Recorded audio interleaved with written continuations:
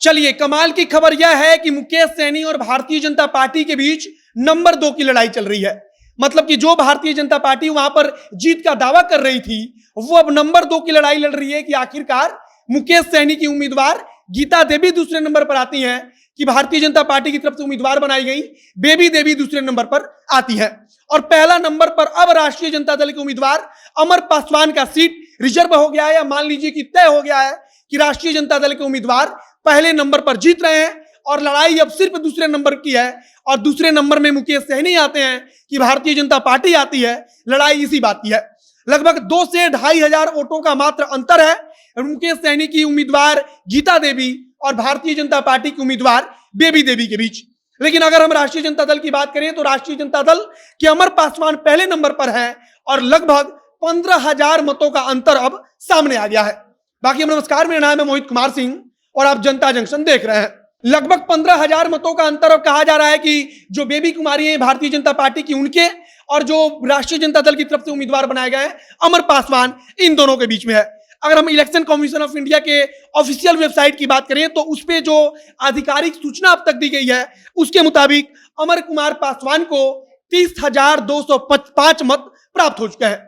मतलब कि अमर पासवान 30,000 को क्रॉस कर चुके हैं, 30,000 से ज्यादा मत तो प्राप्त कर चुके हैं। तो वहीं अगर हम भारतीय जनता पार्टी की बात करें तो भारतीय जनता पार्टी की तरफ से बेबी कुमारी 16,894 वोटों के साथ दूसरे नंबर पर है।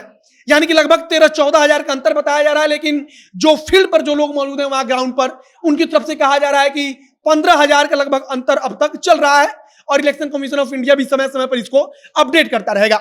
वहीं अगर हम मुकेश सहनी की पार्टी की बात करें तो मुकेश सहनी की पार्टी की तरफ से गीता देवी जो है वो गीता कुमारी 14,345 मतों के साथ तीसरे नंबर पर है।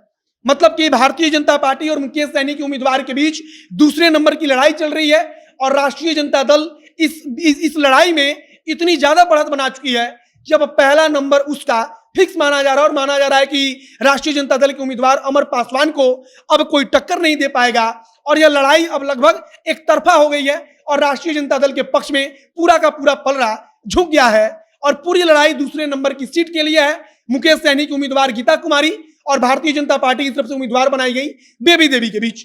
बाकी अब आगे देखते रहिए कि मुकेश सहनी की उम्मीदवार दूसरे नंबर पर आती हैं या फिर भारतीय जनता पार्टी की उम्मीदवार बेबी कुमारी दूसरे नंबर पर आती हैं। लेकिन पहला स्थान जो है अमर पासवान का, वो अब लगभग फिक्स हो चुका है। माना जा रहा है कि अमर पासवान इस चुनाव को जीत रहे हैं और जीतकर विधायक बनकर विधानसभा में पहुंच रहे हैं और उसी के साथ नए सामाजिक समीकरण को लेकर खूब चर्चा चल रही है।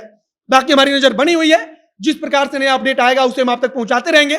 लेकिन फिलहाल लगभग 15,000 के मतों का अंतर राजद और भारतीय जनता पार्टी के उम्मीदवार के बीच में हो चुका है। बाकी जिस प्रकार से अपडेट आएगा आप तक पहुंचाते रहेंगे। वीडियो यही समाप्त करते रहे। आप जनता जंक्शन के साथ जुड़े रहिए हर पल के अपडेट के साथ।